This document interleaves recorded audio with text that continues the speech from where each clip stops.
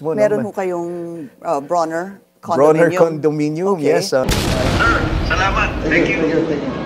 Hirap na talaga ang mga taga Palacio de Polvoron kung paano lusutan ang mga isiniwalat ni Saldico na kapwa nilang buhaya.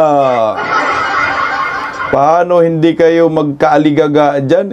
Lahat na ng miyembro ng First Family dinawit na po ni Saldico sa korupsyon. Imperatrice, anak ng kamote, ito, kabado na po ang Palacio de Polvoron kay Vice President Inday Sara pahayag na di umano'y handa na ho siya papalit sa pagkapangulo ng Republika ng Pilipinas kung sakaling anong mangyayaring hindi maganda kay Bungit, kung sakaling mag-resign or kung sakaling masipa papuntang Paway.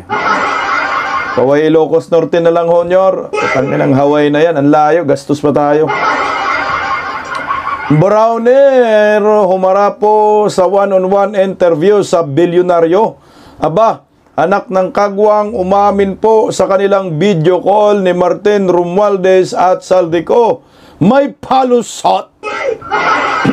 Ang tanong, papalusutin kaya ho ito ng mga mamamayang Pilipino at paniwalaan kaya ng taong bayan ang mga palusot ni Browner? At meron din po palang isyo patungkol po sa Browner Condominium. Aba ho, hindi ko po ito alam. Ngayon lang po natin ito talakayin.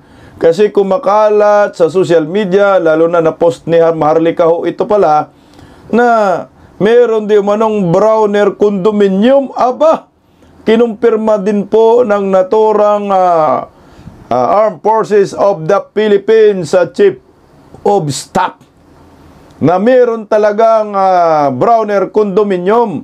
Alamin po natin kung kanino ho ito, sa kanya ba? Kasi sinabi niya po, totoong meron, patay ka diha. Magandang tanghali po sa atin mga kabisdak. Palike po muna, pa-share, pa-subscribe at pakipindot po ang inyong notification bell upang lagi po tayong updated sa ating mga video. At suportahan po natin ang Berada Agila tuwing Lunes hanggang Biyernes, alas 2 hanggang alas 4 ng hapon sa Berada Agila YouTube channel. Pa-subscribe din po. Ayan mga kababayan ko, pag-usapan po natin ngayon itong media interview ni Browner kung saan inamin po niya mismo na nagkaroon ho nga talaga ng video call si Martin Romualdez at Saldico at siya mismo kausap po niya yung dalawang buhayang kongresista. At pag-usapan rin po at isiniwalat din po niya sa naturang interview na totoo di umano na meron talagang Browner Condominium. At Palacio de Polvoron nagkaligaga na, kabado na ho sa kung ano po ang mangyayari sa kapalaran ni Bungit.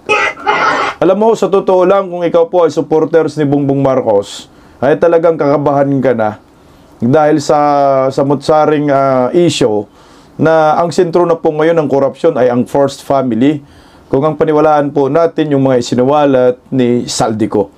Dahil hindi po biro ito sa isang bansa na yung unang pamilya ay sangkot sa nakakatakot na korupsyon sa ating bansa na pinakamalaking korupsyon sa kasaysayan ng bansang Pilipinas. Mantakin mo po, third world country po tayo, pero yung korupsyon, ang tindi, trilyon-trilyon po yung kinukurakot at ngayon nakaharap nga ho sa napakalaking kontrobersya ang pamilyang Marcos na nakaupo ngayon sa Malacanang. Talagang binaon po sila ngayon ni Saldico. Talagang kakabahan ho sila dito. Mantakin mo, napunta na kay Lisa, napunta na kay Sandro, napunta pa dito sa kapatid ni Lisa Marcos, anak ng kagwang lolo kawatan, tatay kawatan, anak kawatan, nanay kawatan, hipag kawatan, pinsan kawatan, kapatid kawatan. Putsang ina, Martin, Marcos Araneta Romualdez Pamor. Ito, kakabahan talaga sila dahil binauna sila ni Saldico. Pakinggan natin ang balitang ito. Inakusahan ni dating Representative Zaldico si First Lady Liza Araneta Marcos ng pagpapatigil noon sa investigasyon ng Kamara sa mahal na presyo ng bigas at sibuyas. Sabi pa ni Ko, kontrolado ng isang kapatid ng unang ginang ang importasyon ng sibuyas. Nakatutok si Tina Panganiban Perez. Ang First Lady at ang kapatid nito ang idinawit naman ni dating House Appropriations Committee Chairperson Zaldico sa umano'y maanumalyang importasyon ng mga produktong agrikultural sa panibagong video na inilabas niya ngayong araw. Sabi ni Ko, nang imbestigahan ng Kamara ang pagmahal ng sibuyas sa 600 pesos kada kilo noong 2022, ipinahinto ito ng First Lady. Iba pa ang kita mula sa importasyon ng sibuyas na hawak naman ni Martin Araneta, kapatid ni First Lady Liza Araneta Marcos. Pero hindi po natuloy ang investigasyon. Ang sabi ni Speaker, tinawagan daw siya ni First Lady Liza Marcos at ipinapatigil ang investigasyon. Kontrolado ng kapatid ng First Lady ang importasyon ng sibuyas. Ganito rin anya ang nangyari nang imbestigahan din ng Kamara ang pagmahal ng bigas. Habang iniimbestiga nito, bigla na lang itong pinahinto ni Secretary Kiko Laurel Chu matapos niyang ipakita ang isang confidential report. Nakasaad dito na si First Lady Liza Marcos mismo ang may hawak sa mga rice importers. Kwento ni Ko, na magitan pa si Presidential son at House Majority Leader Sandro Marcos at sinooy House Speaker Martin Romualdez sa investigasyon. Ayon kay Secretary Laurel, maaapektuhan daw ang First Lady kung itutuloy ang investigasyon. At noong araw din yun, tumawag si Congressman Sandro Marcos kay Speaker Romualdez upang ipatigil ang House investigations tungkol sa bigas as instructed ng Pangulo. Sabi ni Ko, napagalitan pa raw ng dating Speaker ang Agriculture Secretary dahil nabisto umano ang mga SOP sa mga importasyon. Dahil inilabas niya ang confidential report na nagdidiin sa First Lady sa issue ng rice smuggling. Humihingi ng paumanhin si Secretary Laurel Chu at sinabi niyang, pasensya na, masyado akong naive. Nagreklamo pa si Ko tungkol sa importasyon ng isda dahil iilang kumpanya lang umano ang pinapayagang mag-angkat. Ang makaunting kumpanya na ito lang ang nabibigyang permit to import. Dahil dito kontrolado din ang presyo ng isda at ito din ang dahilan kung bakit mataas ang presyo ng galunggong. Grabe. Hinihingan pa namin ng tugon ng mag-inang Liza at Sandro Marcos, gayon din si Martin Araneta, pati si Romualdez. Sabi naman ni Chu Laurel, gawa-gawang paratang at kwentong pang Netflix ang mga sinabi ni Ko. Dagdag niya, masamang tao si Ko. Sa pagdinig ng Kamara nitong September 16, 2025, sinabi ni Agriculture Secretary Chu Laurel na si Ko ang namimilit sa kanilang bigyan siya ng import permit. Ang rami kong tinanggal na listahan dahil maraming kalokohan. Sa totoo lang, nung panahon before my time, sa importation ng isda. And ayoko nang sabihin kasi meron din isang congressman na humingi sa akin ng maraming allocation at hindi ko pinagbigyan ng isda. At ang pangalan nun, Saldico. We were being forced at that time to give him 3,000 containers of fish, which I did not agree. Para sa GMA, Grabe, no? Kamalasan yung dumating sa Pamilyang Marcos ngayong taon talaga, no? Actually, nag-start sila ng 2024. Nung ipinagmalaki po ni Bongbong Marcos na meron ng flood control na natapos na, 5,500, di ba? Yung iba ginagawa pa, tapos bigla pong bumagyo, bumaha, buong Metro Manila at nagiging multo nga sa mga supporters ni Bongbong Marcos yung flood control. Una ay pinagtanggol pa ho nila na meron, no? Mismong si Bongbong Marcos sabi, merong flood control. Na-overwhelm lang. Nire-rebat po yan ng mga karetiko at wala talagang flood control. Minsan sabi pa, nabangga ng barko, baha pa rin. Minsan sinisi pa yung mga basurang itinapon daw sa kanal dahil doon ay nagkaroon ng baha sa buong Metro Manila. Hindi na nga ho nakalusot na ng gobyernong Marcos, minalas na ho sila. Tingnan mo, ito ako sa akin, naniniwala ho ako, sa nangyayari ngayon sa pamilyang Marcos, ay ito ay gaba, no? Karma po ito ni Pangulong Rodrigo Roa Duterte, yung mga inaapi nila na nakatulong sa kanila nung nakarang election. Pastor Apollo Sikibuloy, pastor yan, hindi basta-bastang pastor eh. Mataas yung pananampalataya sa Diyos. Tatay Digong, former President Duterte, 80 years old. Ito po ay, naniwala ako, gaba ho talaga sa kanila ito. Yung gaba sa kanila, parang dinahandahan na ho sila, hinihintay na lang natin kung kailan sila kakalas. Pero ito ay maliwanag na karma sa pamilyang Marcos. Bakit ko po nasabi na karma? Mantakin mo buong pamilya ho sila, dinawit na ngayon na sa issue ng korupsyon. Isipin mo ha, si Bongbong Marcos, o yung tatay, no? Lisa Marcos, o yung nanay ni si Sandro, anak. Putsa, yung pinsan, si Romualdez, at si Martin pa, isa pang Martin, dalawang Martin Buaya pala ngayon kumakana sa gobyerno. Martin Araneta, pag tiningnan mo, hindi na po biro itong mga pangalang ito na kinaladkad ni Saldico. Ito ay malaking dagok na po sa ating bansa. At malaki na po ang epekto sa ating ekonomiya. Sila na po ngayon ang sentro ng korupsyon sa bansang ito. Hindi lang po ito natin na napapanood sa Pilipinas, kundi sa buong mundo, kalat na ho na yung first family at yung mga leader ng ating bansa ay mga kurakot. Hindi, duda ho ako kung kaya po nilang lusutan ito. Ay, hindi na eh. Mukhang nagsanga-sanga na ho. Masanga-sanga na po yung corruption. Yung isiniwalat din ni JB Ejercito sa BIR, sa DICT, puta, ang dami na, Bureau of Custom, sobrang dami ng corruption, kumbaga nagsanga-sanga na, mahirap na ho ito i-cover up para sa akin ha. Alam naman natin, eksperto po ang gobyernong Marcos sa diversionary tactics, pero ito na nga ho, yung hindi na nila kayang pagtakpan, kahit gamitin pa nila si Tota Soto, si Panfilo Lacson. Tingnan mo si Panfilo Lacson, pilit niya pinagtakpan ang issue sa korupsyon diyan sa palasyo. Sino bang nasira? Si Lacson din ho naman eh. Si Lacson din.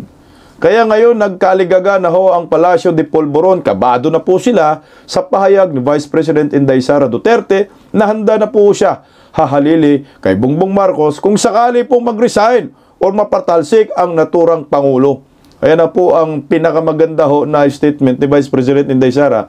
Kumbaga, binigyan po ng pag-asa ni Inday Sara ang maraming Pilipino na kung ano ang mangyari kay Bongbong Marcos, susundin po natin yung 1987 Constitution, Rules of Succession, na siya po, ang Vice Presidente po, ang papalit sa pagkapangulo. Wala na pong magagawa. Lahat ng mga supporters si Bongbong Marcos, dilawan, pinklawan, komunista, kung ano po ang nakaayon sa batas, magiging presidente po talaga. Natanong po yan ng mainstream media kay Vice President Inday Sara. Pero ano po ang nangyayari? Kabado ang palasyo kung ano na po ang pinagsasabi-sabi ni Claire Castro. Pakinggan po natin si Claire Castro kasi siya po ang representante ng Palasyo de Polvoron. Wala tayong magawa. Pagtisa natin.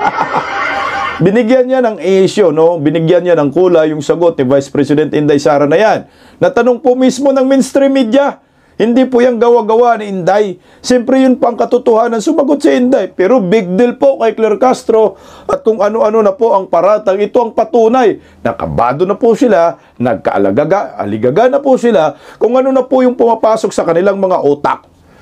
Konting sagot ni Inday, pinapalaki ang issue. Narito po ang sagot ng Palasyo de Polvoron. Tila nauudyok daw si Vice President Sara Duterte na magkaroon ng destabilisasyon sa gobyerno. Yan po ang komento ng Palasyo matapos sabihin ng bise na handa siya maging Pangulo sakaling kailanganin. Nasa frontline na balitang yan si Bril Montalvo. Si Vice President Sara Duterte handang maging Pangulo kung kinakailangan. There is no question about my readiness. Yun ang mandate sa akin ng Constitution. At alam ko yun nung ako ay tumakbo. At binoto ninyo ako as Vice President knowing that I am the first in line. Sa ilalim ng 1987 Philippine Constitution, ang Vice President ang una sa line of succession sakaling mamatay, magkaroon ng permanent disability, matanggal sa pwesto o magbitiw ang nakaupong Pangulo. Pero ang hirit na yan ng bise, hindi pinalampas ng palasyo. Sabi ni Palace Press Officer Claire Castro, mukhang ang bise pa raw ang nag-uudyok ng destabilisasyon laban sa pamahalaan. It is not acceptable for a Vice President to anticipate the resignation of the President. Presidente na pinagsisigawan nilang bumaba sa pwesto. This is definitely a form of political destabilization. Mismong ang bisi raw Political destabilization, anak ka ng kagwang ka. Tinanong lang si Inday, sumagot lang si Inday, political destabilization agad. Animal, huhunghang, ang bubo mo, Auntie Claire.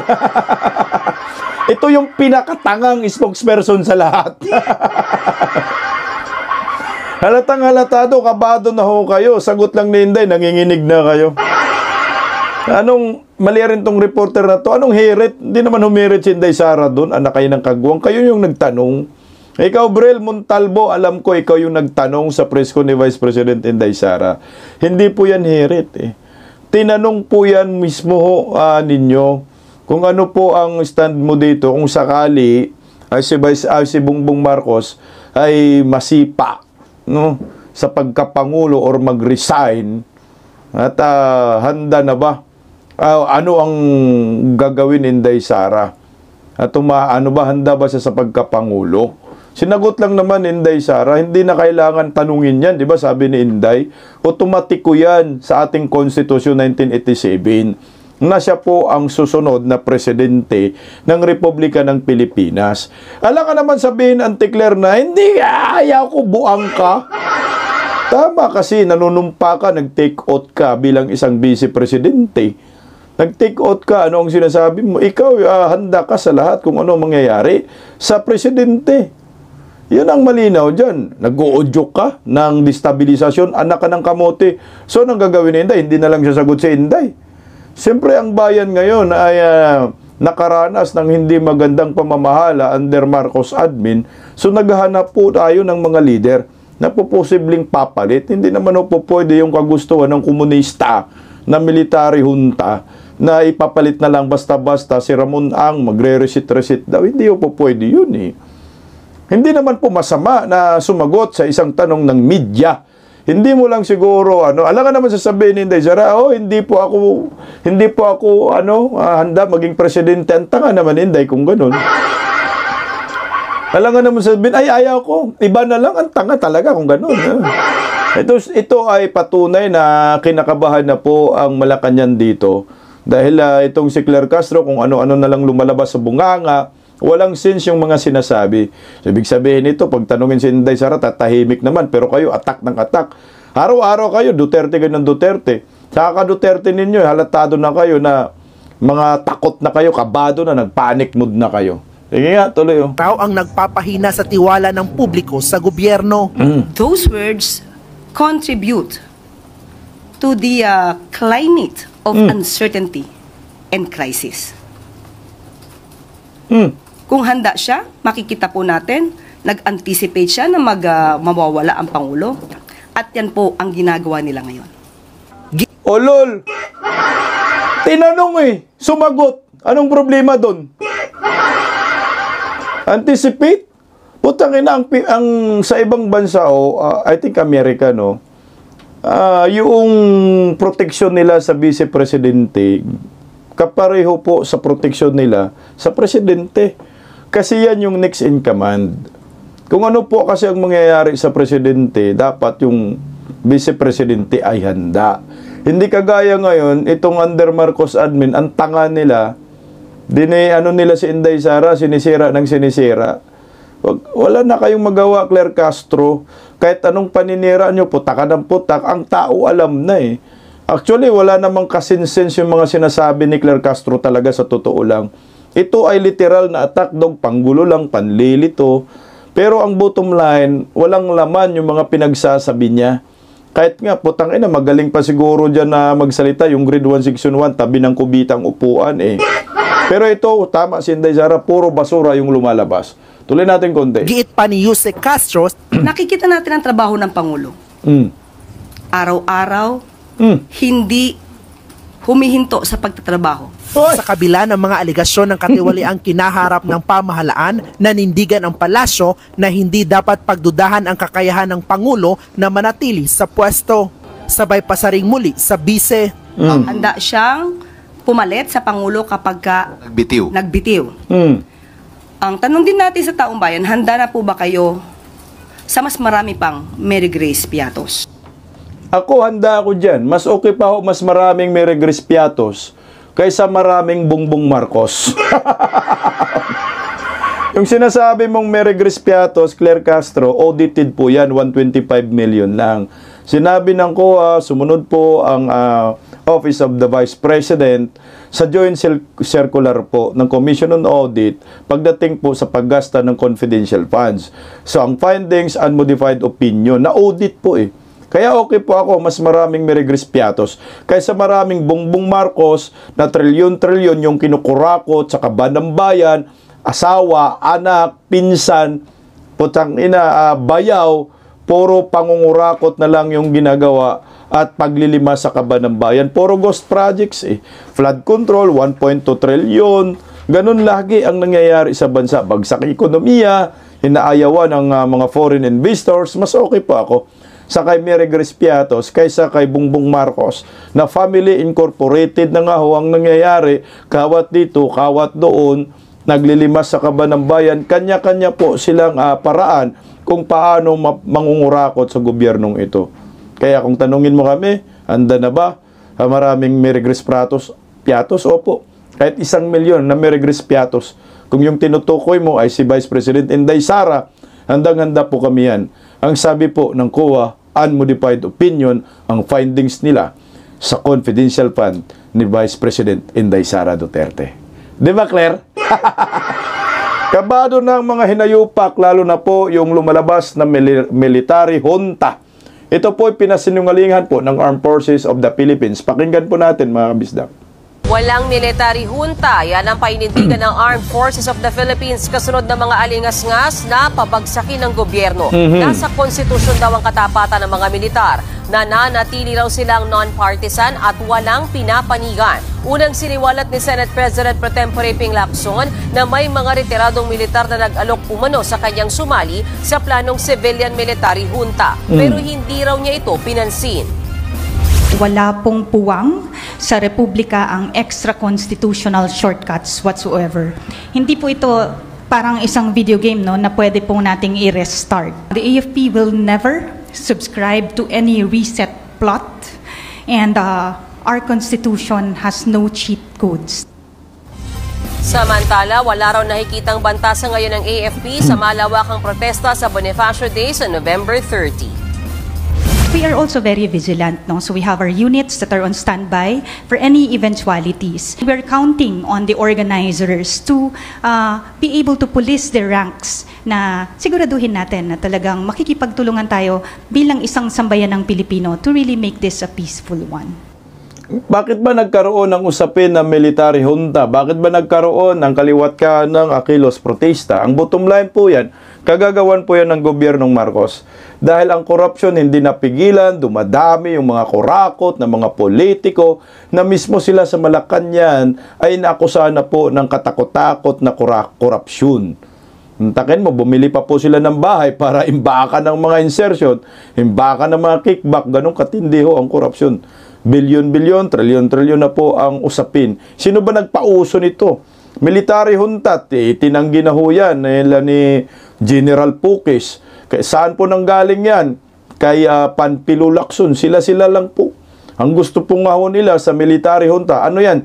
Civilian military junta. So ang purpose niyan, magkaroon ng receipt. Ang government, lahat ay pag-resignin di umano, simula sa presidente at hanggang sa vice-presidente.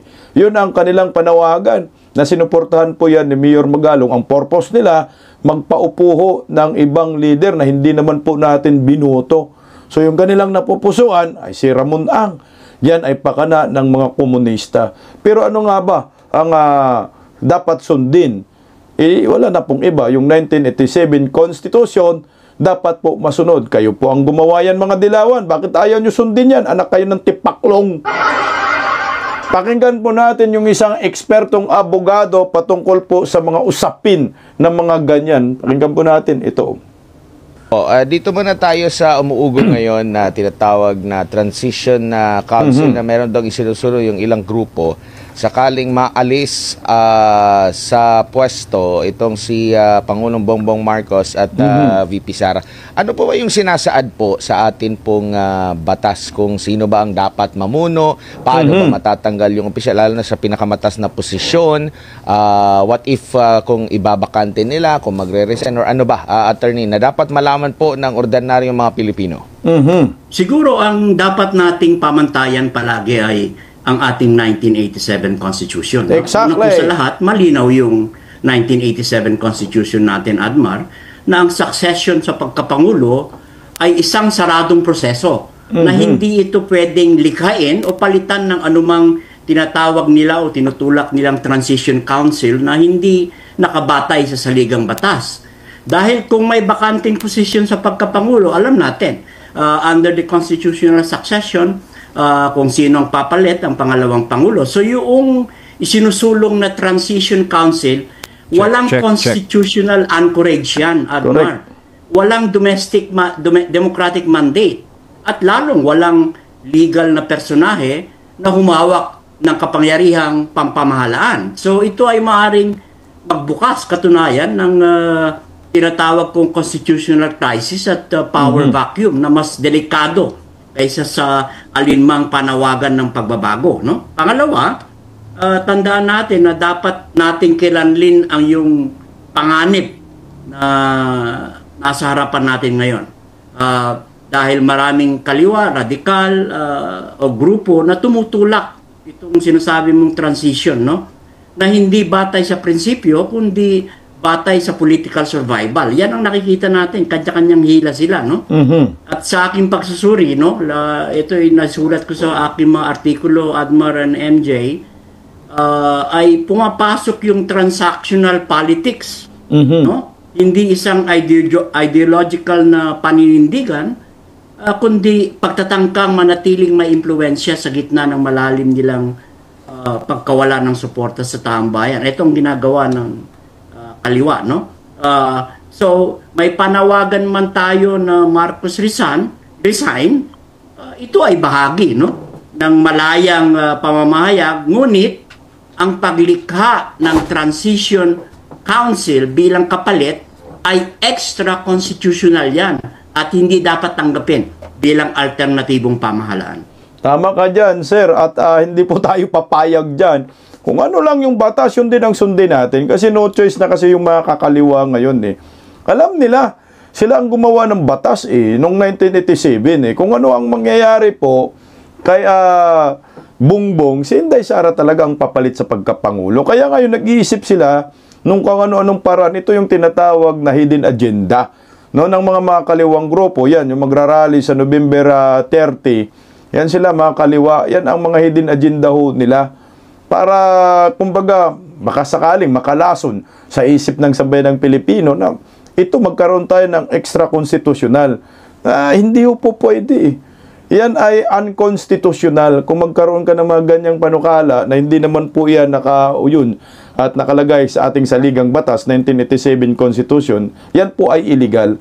Yan ay pang personal interest po nila. Tanggapin na lang po natin yung rules of succession na kayo rin naman po ang gumawa. Di ba ho? Putang ina, kamalas po ninyo. Hindi ninyo na-anticipate na ito pala ang magiging resulta na kinamumuhian po ninyo yung vice-presidente. Tapos ngayon, ang presidente nagkakaroon ng issue patungkol sa korupsyon. Ay putya, yung kinamumuhian ninyo, sinisira ninyo mula nung 2022 hanggang ngayon, ay ito pa ang magiging presidente ng Republika ng Pilipinas. Kaya kabado ang mga to eh. No choice po kayo, kundi tanggapin na lang ho ninyo ang kapalaran ho ninyo. At tanggapin na rin po namin ang kapalaran po namin bilang isang supporters ng mga Duterte. Bakit ba si former President Duterte nung kinidnap po ninyo papuntang Dahig, may nagawa ba kami? Puro kami debate lang, puro kami critics na illegal po yung inyong pagkagawa kay former President Duterte, pero nadala pa rin ho ninyo si Tatay Digong. Kahit wala po yan sa saligang batas. Yan ang nakatakot dyan. Baka gawin rin po nila ang posibleng papalit nila sa pagkapangulo ay si Ramon Ang, pero hindi po pwede magkakaroon ng kaguluhan ho yan. At syempre, maraming papalag dyan. Isa na po tayo, talagang babatikusin po natin. Magiging banana republic po ang resulta ng bansang ito kung sakali ay pagbigyan ito ng taong bayan at hahayaan na lamang ang kagustuhan ng mga kaliwang grupo. Wala na ho kayo. Tunaw na po kayo, kumapit lang po kayo sa issue ngayon, kumapit lang po kayo sa Marcos admin, nagkunwari po kayong galit pero hindi po kayo galit. Mantakin mo yung unang rally nila. Huwag daw magtawag ng BBM resign kasi pag magtawag, nga naman, pag nagtawag sila ng BBM resign ay matik si Vice President Inday Sara ang magiging presidente. Tuloy lang natin konti si Prof. Opo, dito naman po sa issue po, attorney, na kasi naalala ko dati, meron ding suggestion si Senator Alan Peter Cayetano na mag-resign lahat tapos magkaroon ng election. Pwede ba yun? O para at least once and for all, involved dito yung taong bayan. Talaga kung nilalabas nila yung isyong ganito, yung sa succession, what if mag-ano na lang, snap election, pwede ba yun?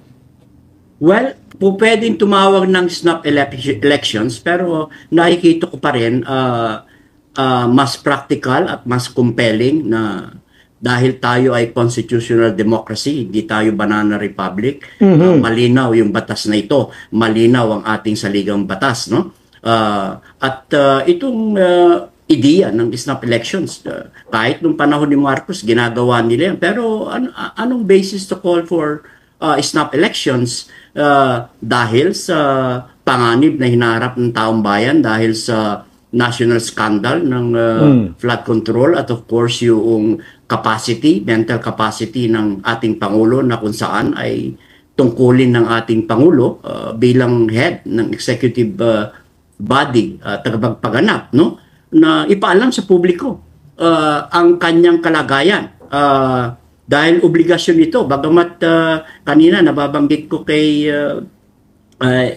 MJ na although hindi nakasulat yan sa saligang batas na kailangan mo ng hair follicle drug test, may obligasyon ang presidente, no? Sang-ayon sa Article 7, Section 1 na itong obligasyon na ito ay batay sa public trust na kailangan ipaalam yung kapasidad ng isang pangulo at pagkilos, no? Napakahalaga nito, lalong-lalo na tayo ngayon ay nasa bingit ng pagguho ng ating demokrasya at ng ating pamahalaan. Tinutulak itong Transition Council na ito dahil sa mga ganitong situation. Ako sa akin, ayaw ko po ng snap election, sa totoo lang. Bakit magkakaroon po tayo ng snap election? Meron naman mas madali para magkaroon tayo ng bagong leader. Kailangan lang po si Bongbong Marcos mag-resign po siya. Simple lang naman ho yan. Putangina, sa ibang bansa, merong issue sa corruption. Automatic yung nakaupong Pangulo nagre-resign. Kahit yung kamag-anak nila nagkaroon ng issue sa corruption, nagre-resign Pero dito, animal, kapalan ng mukha nyo, anak ka ng kagwang ka. Manhid na manhid dahil sa pulburo, no? Wow! Dagat! Sa totoo lang kung ikaw may delikadisa ka ba, no? Wala kang bahid ng pagkademonyo ba? Simple lang naman, mag-resign ka na lang. Isipin mo buong mundo nakatutok sa inyo, sa pamilya ho ninyo, na kayo ay inakusahan mga kurakot Naglilima sa kaban ng bayan. Hindi lang natapos sa inyong pamilya, kundi mayroon pang pinsan, mayroon pang bayaw, anak ng kamote. Nung lumalabas, tayo Family Incorporated at pamilyang nangungurakot at naglilima sa kaban ng bayan. Hindi ba ito nahihiya itong mga to? Resign na lang. Ito yung pinakamabilis. Kasi pag snap election, dadayain na naman ni George Garcia, budlat ang mata, anak ng kagwang. Pinaka-the best talaga, resign Bongbong Marcos. Ito yung sinasabi nila, civilian military junta. Okay ho, sana yan. Kung wala kayong hidden agenda at gusto ninyong paupuin ay yung ibang tao na hindi naman binuto ng taong bayan. Butang ina, nandyan si Vice Presidente. Ano bang silbi ho ng ating eleksyon, ating konstitusyon? Bakit ba ho ay nag-elect pa tayo ng Vice Presidente kung hindi naman ho natin papayagan na siya ang papalit sa pagkapangulo kung ang isang pangulo ay mag-resign or mapatalsik sa pwesto? Anak ng kagwang, sundin natin ang batas. O ito, pakinggan po natin itong statement din po ni Browner, ha? Nagkomento rin po siya dyan tungkol sa military junta na mainit na rin ho ang usapin. At dito, sa pagkakataong ito, natanong rin po siya ni Pinky Webb tungkol po dito sa video call ni na Martin Romualdez at Saldico. Inamin rin po niya. At ito rin po, inamin rin po niya yung kondo. No, meron palang Browner condominium, hindi po natin alam yon. Nabigyan po ito ng kulay na ayon po sa mga kumakalat sa social media. Kay Browner daw ito kasi Browner condominium, anak ng kagwang o.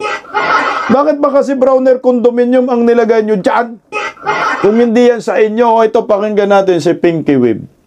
Sir, I want to start with what Senator Ping Lacson had revealed very recently, that he was being offered to be part of a civil military junta that he said he already rejected. Sinabi nga niya ata, dinedma ko. Number one, is this a cause for concern for you? Well, of course, yes. It is a cause of concern because right now, for us in the military, what is really important at this point in time is that we have to keep our country stable. So there are calls for us, for the AFP, to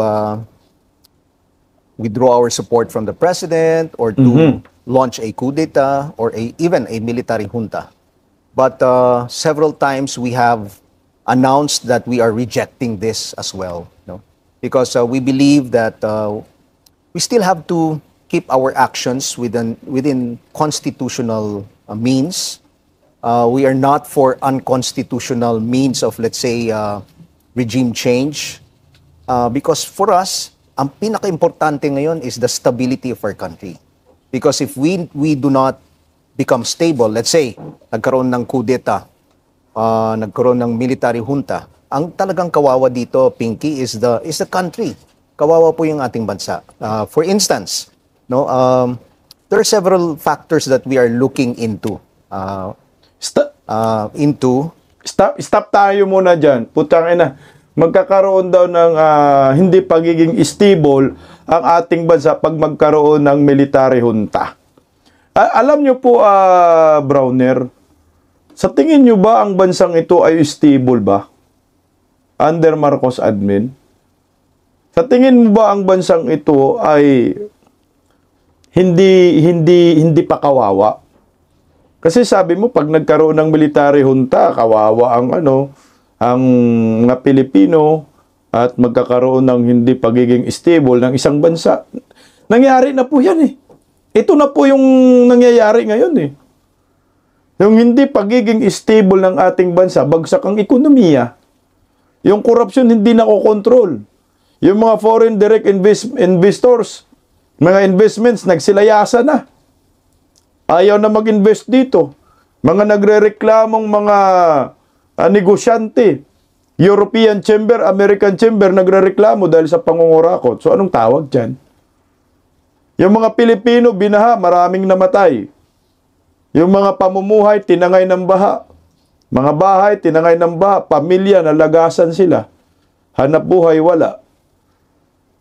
Korupsyon, sandamakmak. Ito ho yun. Ito na po. Yung sinabi mo, Browner, ito na yun. Pero ako, hindi nga ho ako pabor sa military junta din po. Kasi unconstitutional.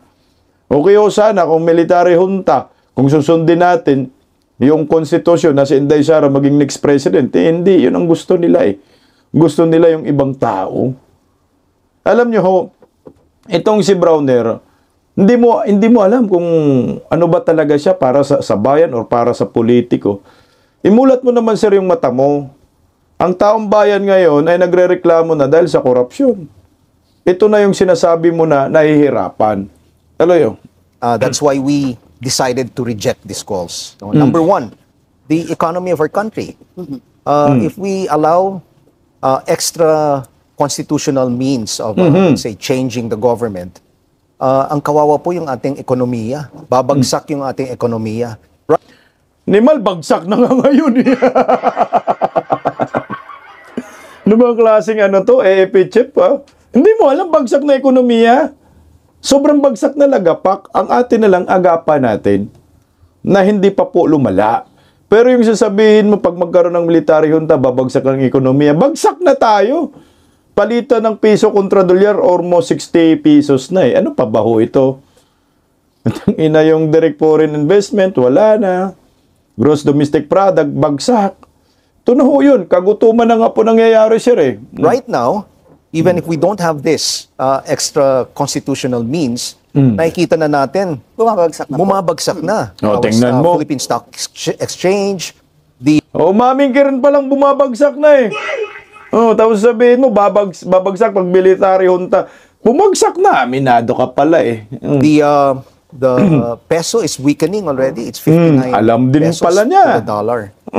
And of course, on the foreign policy side, maaring magkaroon tayo ng mga sanctions from other countries. So when we look at this, and when we decide, we're not just looking at the political environment of our country. We're also looking at the bigger picture, yung ating, for instance, yung ating regional security.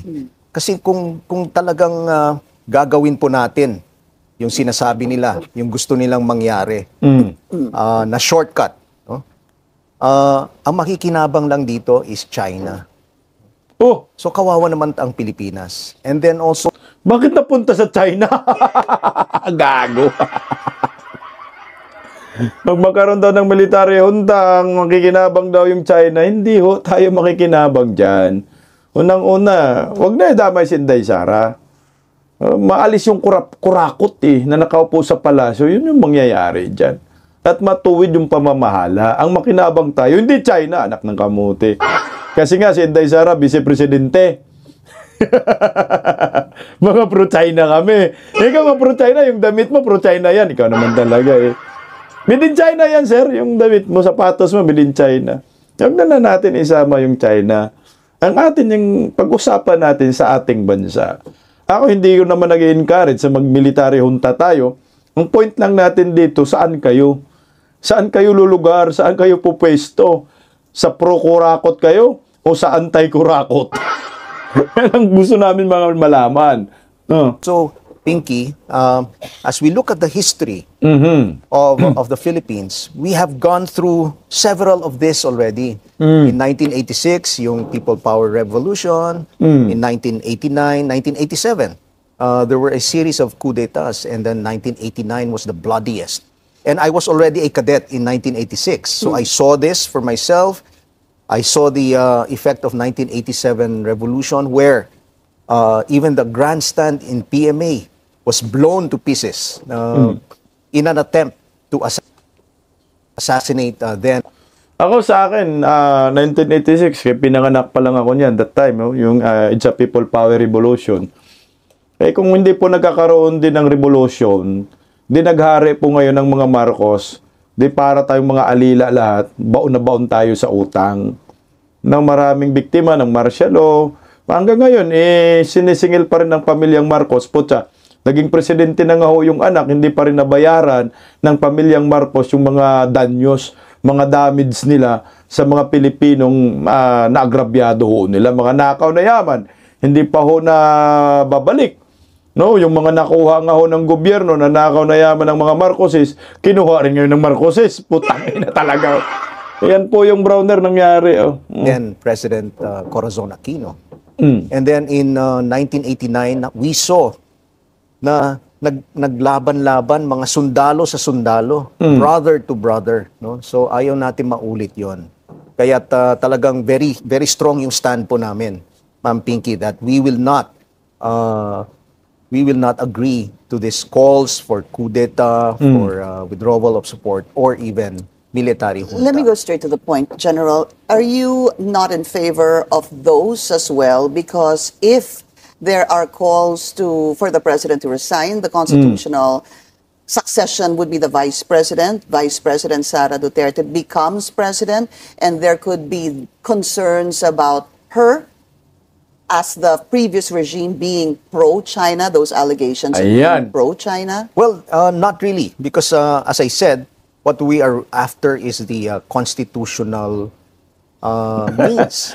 We're not going to agree with any unconstitutional means of regime Which would change. be the civil military junta, transition, People's Council, junta or coup d'etat.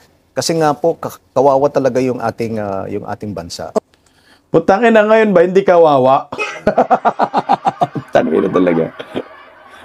Alam nyo sa akin itong si Browner, plisip lang din, no? Kasi kung hindi siya nakinabang sa gobyernong Marcos, malamang siya pa yung mangunguna dyan sa military junta-junta na yan. Civilian military junta. Alam niyo ako sa akin hindi ko naman sinasabi, Browner, mag-kudita ka, mag-military junta ka. Ang point natin dito, tumayo ka, saan ka ba papanig? Sa mga Pilipino o sa mga politiko? Kasi ang linaw po yung pinanumpaan nila to serve and protect the interest of the Filipino people To serve to the Filipino people. Hindi naman sinabi to serve to the politician, to the office of the president. Hindi ganun Ang gusto natin mangyari, sana bubusis ba? May magsasalita at sasabihin ba? Warning lang ba, no? Ako si Armed Forces of the Philippines Chief Romeo Browner. Ako po'y nananawagan sa mga politiko na patuloy sa paglilimas at pangungurakot sa kaban ng bayan. Ayaw po namin makialam sa politika. Pero kung inyo po'y gagahasain at inyo po'y tatarantaduhin ang bayan, mapipilitan po kami na makikialam sa isyu ng politika. Narito po kami para sa bayan, sa mga Pilipino. Kami po ang protektor ng bansang ito.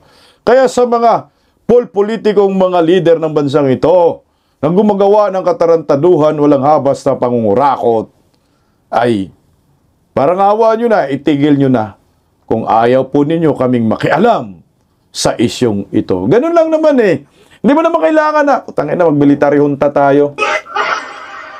Pa-interview ka ng pa-interview sa media, hindi mo man masabi yan Bakit kaya?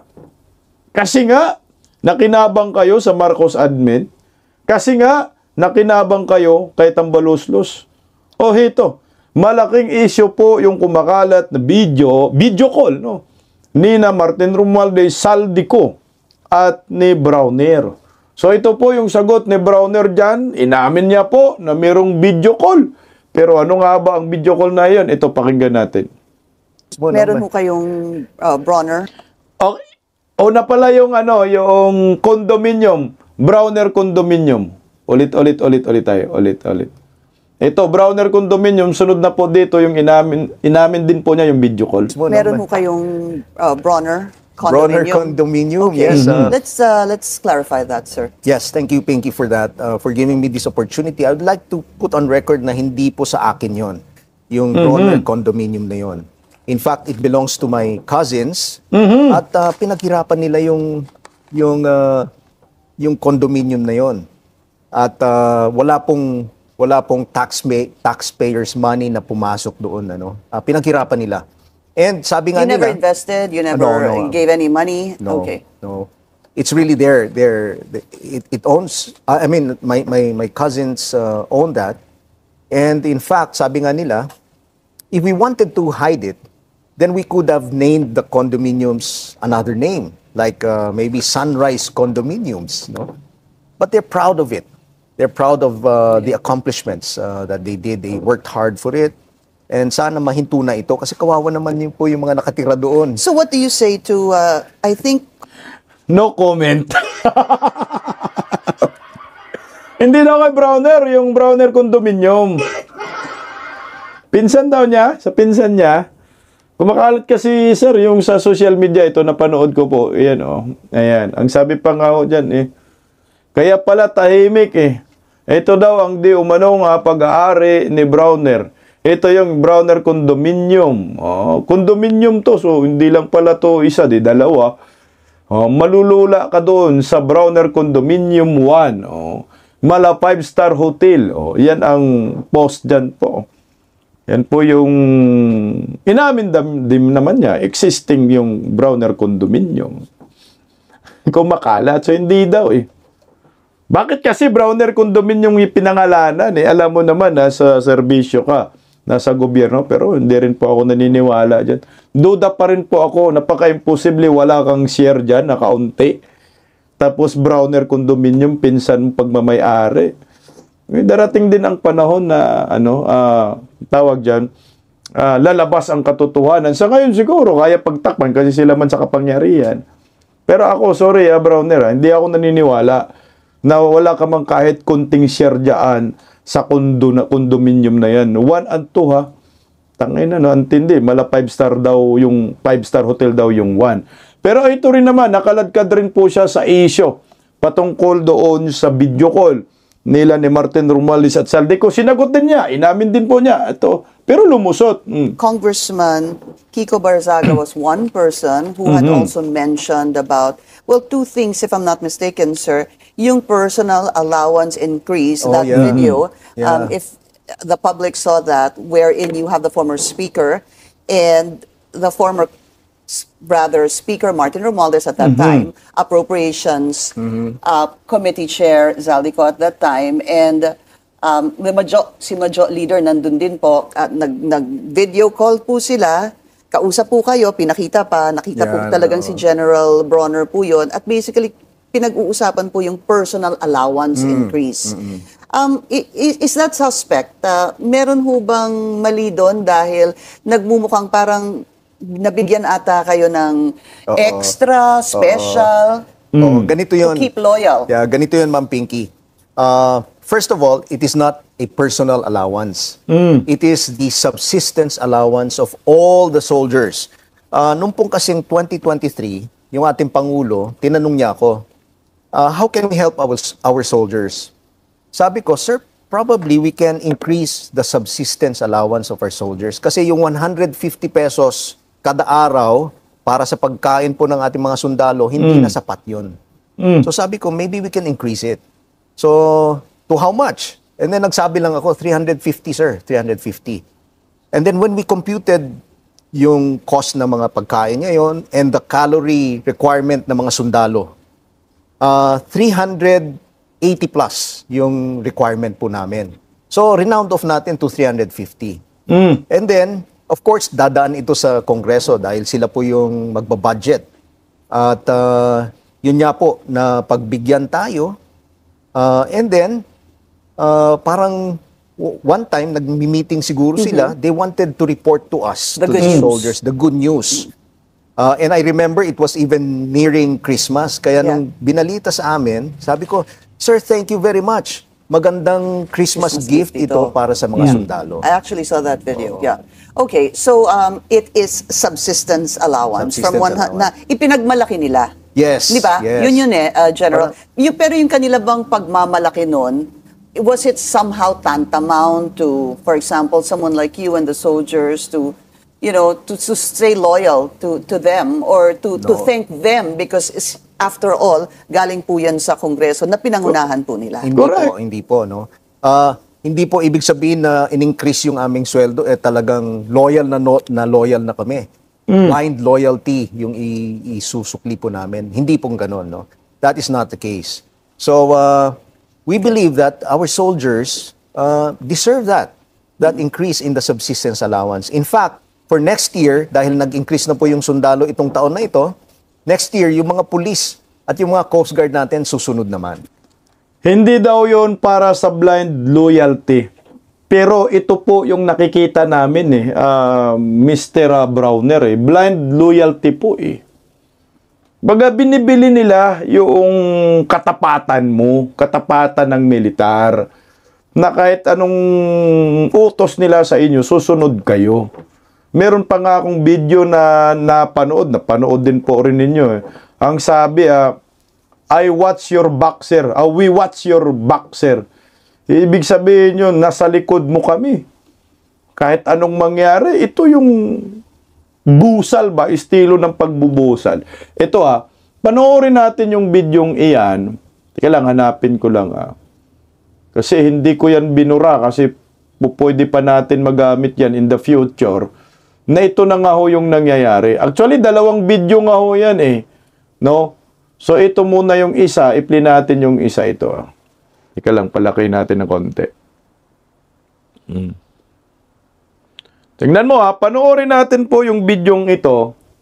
Kasi ito po yung kanyang sinagot. Kasi pag tiningnan nyo wala nagmamayabang dyan si Martin Romualdez na basta pag kami ang magsabi, mangyayari. Ito, pakinggan natin. Chief, as we committed, I'm here with our chair for APO and our APO bicameral members. Hi, Chief Romy. Please kindly convey to the AFP, to our men and women in uniform, that as we committed, that the subsistence daily allowance from 150 to 350 has not only been affirmed but has been approved and is being signed right now. We will ratify the bicameral report this afternoon. So please. Palakpakan sila dyan. Whatever they heard, that's all fake news.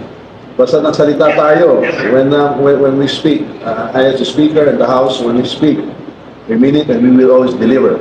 Tingnan mo pag nagsasalita tayo, ang speaker pag nagsalita, mangyayari, we will always deliver. Ito yung mga patunay na itong si Martin Romualdez, nagmamayabang siya kay Browner, na si Browner naman, bilib na bilib. Yung loyalty mo nga, nabili dito. Okay, tuloy natin. You are top priority, sir. Please tell the men and women in the AFP, top priority po kayo, and we are fully committed to support all of you and to keep your morale high and to always take care of you. Please convey that. Thank you. Yes, sir. Mabuhay ang AFP.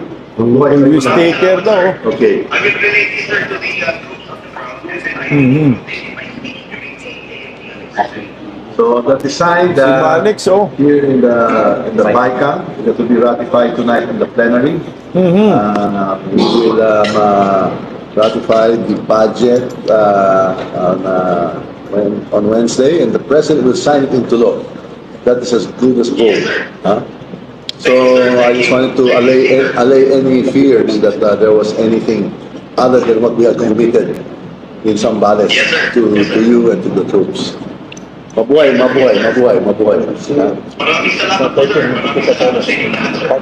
We look forward to our fellowship on the 13th. Aguinaldo. Okay. Mabuhay. Merry Christmas to all. Thank you. Thank you. Yes. More will be coming. We'll be looking for more ways to support the troops. Assure them. Yes, sir. We assure them more for next year as well. Thank you. Yes, sir. Salamat po. Salamat. Salamat. Thank you. Butangina. Sir, salamat. Thank you. Close na close pa sila dyan ni Martin Romualdez, no? At saka ni Saldico. Pero si Manix, hindi sinama sa kaso, no? Anak ng kamote. Bakit si Manix, si Martin Romualdez, doon sa 8 kongresista, na hindi nakasama sa, sa kaso? Yan, no? Kitang-kita mo. Magkasama lagi yan sila. Manix, J.J. Suarez, no? Martin Romualdez, Saldico. Ayan, yung mga hustler. Baka si Manix, wala na, lumayas na ng bansa. Anyway, yan po ang patunay, Browner, na binibili ho ni Martin Romualdez, Saldico, yung loyalty ho ninyo dyan. Ngayon, yan ay insertion, Sa akin, insertion po yun, no? Ini-insert nyo, palagay ko, that part of insertion na wala sa National Expenditure Program. Tingnan mo, yung kinausap nila yan, Kongreso Di ba, sinabi rin ni Browner, Kongreso, humingi kami dyan ng backup. So ngayon yung nangyayari, dahil sabi ni Martin, kung magsasabi kami, basta ako nagbitaw ng salita ho sa inyo, mangyayari. So ngayon, nagmayabang dahil pagkatapos ng BICAM, nagmikos-mikos sila dyan, tinawagan si Browner at nagiging controversial nga ho yan dahil po ngayon, sa sandamakmak na korupsyon sa ating bansa, nakaladkad sila. Kaya nga sabi, kaya tahimik eh. Dahil nakinabang din pala, ikaw ba naman? Yung request mo, pinagbigyan ka, tapos basta-basta lang itatablaho ninyo itong Marcos admin. Sige nga, ito Browner dahil tinabla na po ni Bongbong Marcos itong si Martin Romualdez, magbigay ka kaya ng pahayag laban kay Martin Romualdez, kaya mo? Warning lang. No, sabihin nyo lang, tuminuho sila at dapat makulong ang mga kurakot. Kaya nyo ba? Paggising sa umaga, tanghali at gabi, nakikita ko ang post niya, ang hapdi. Paano nga ba to? Di ako makatanggi. Watch ko na lang at isipin ng mabuti. Bisdak Pilipinas. Bisdak, tinig ng katotohanan. Sa bawat vlog may laban sa kasinungalingan. Mulat ang mata, gising ang masa. Bisdak Pilipinas, para sa bayan, gumigising sa diwa. Sa likod ng kamera, tapang ang dala, walang sinasanto kung mali ang gawa. Hinay-hinay, pero palaban. Boses ng tao sa digital na labanan. Bisdak, tinig ng katotohanan. Sa bawat vlog may laban sa kasinungalingan. Mulat ang mata, gising ang masa. Bisdak Pilipinas, para sa bayan, gumigising sa diwa.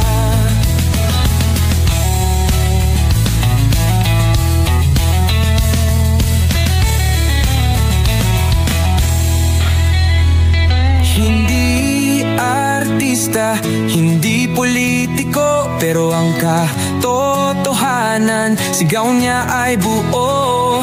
Sa YouTube o Facebook man siya makita, may aral ka pa rin, may uwi sa bawat salita.